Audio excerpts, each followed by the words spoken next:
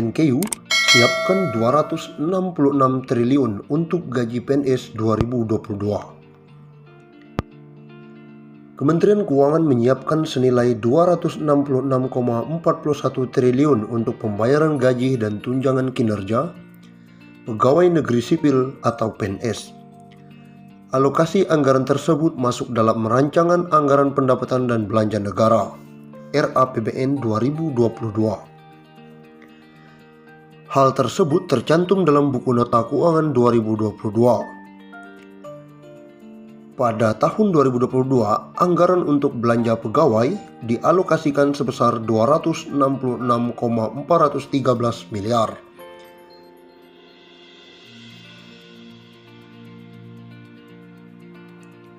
Alokasi untuk gaji dan tunjangan PNS tersebut merupakan bagian dari belanja senilai 940,57 triliun dalam RAPBN 2022. Umumnya ada 4 hal penting dalam mempertimbangkan belanja kementerian atau lembaga. Pertama, kelanjutan kegiatan vaksinasi dan reformasi sistem kesehatan nasional. Kedua, kelanjutan program bantuan sosial diantaranya kartu sembako, penerima bantuan iuran, jaminan kesehatan, dan KIP kuliah serta mendukung reformasi perlindungan sosial secara bertahap dan terukur. Ketiga, pendanaan proyek multi-year dan penyelesaian proyek strategis nasional. Lalu yang keempat, perihal kebijakan pemberian tunjangan hari raya kepada PNS tahun 2022.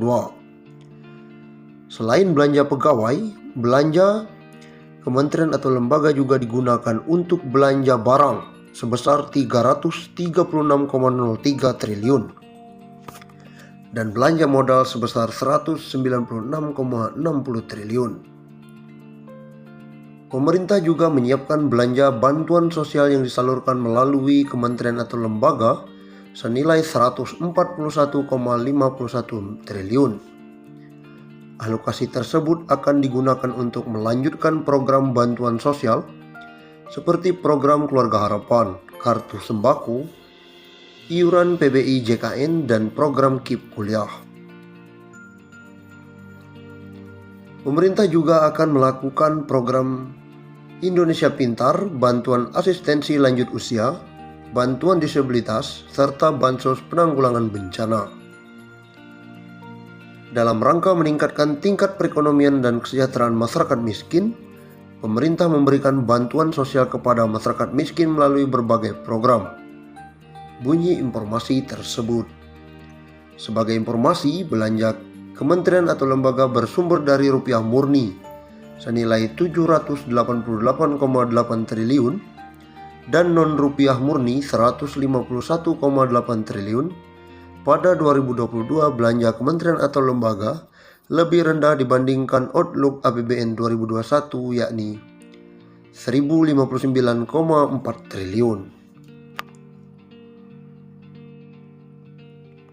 Undang-Undang Republik Indonesia Nomor 11 tentang pensiun pegawai dan pensiun janda atau duda bahwa perlu menetapkan peraturan tentang pemberian pensiun pegawai dan pensiunan janda atau duda sebagai jaminan hari tua dan penghargaan atas jasa-jasa dalam dinas pemerintah kepada pegawai negeri yang sesuai dengan ketentuan-ketentuan dalam Undang-Undang Kepegawaian. Undang-Undang tentang pensiun pegawai dan pensiun janda atau duda. Pensiunan pegawai dan pensiunan janda atau duda menurut undang-undang diberikan sebagai jaminan hari tua dan sebagai penghargaan atas jasa-jasa pegawai negeri selama bertahun-tahun bekerja dalam dinas pemerintah. Pensiunan pegawai, pensiun janda atau duda, dan tunjangan-tunjangan serta bantuan-bantuan di atas pensiun yang dapat diberikan berdasarkan ketentuan-ketentuan dalam undang-undang. Bagi pegawai negeri sipil atau bekas pegawai negeri sipil yang terakhir sebelum berhenti sebagai pegawai negeri sipil atau meninggal dunia, berhak menerima gaji atas beban anggaran pendapatan dan belanja negara menjelang pembentukan dan penyelenggaraan sesuatu dana pensiun yang akan diatur dengan peraturan pemerintah dibiayai sepenuhnya oleh negara, sedangkan pengeluaran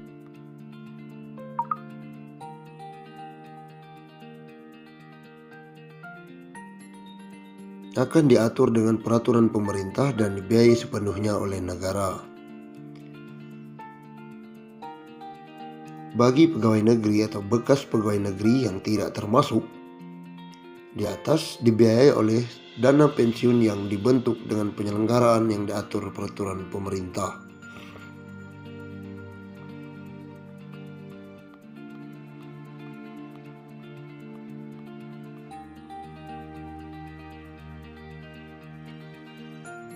Undang-undang ini diadakan sebagai pelaksanaan ketentuan dalam pasal 19 Undang-Undang Pokok Kepegawaian yang menentukan bahwa jaminan hari tua pegawai negeri yang diantara lain berupa pensiun bagi pegawai negeri sendiri dan pensiun janda atau duda harus diatur undang-undang mengingat keadaan penghidupan masyarakat Indonesia.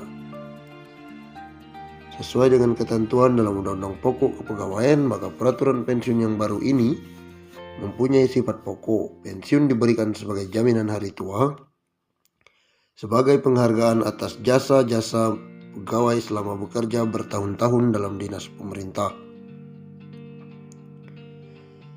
Kedua sifat dari pensiun itu telah menentukan penyatuannya dalam pasal 19.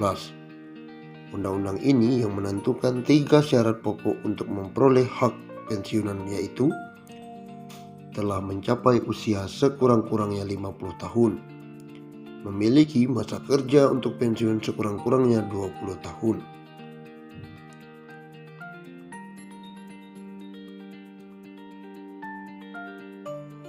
Golongan-golongan pegawai yang termasuk dalam arti pegawai negeri menurut pasal: pertama, pegawai negeri sipil pusat; yang kedua, pegawai daerah otonom; yang ketiga, pegawai perusahaan atau bank negara, yang memiliki ketiga unsur kepegawaian termaksud dalam Undang-Undang Pokok Kepegawaian.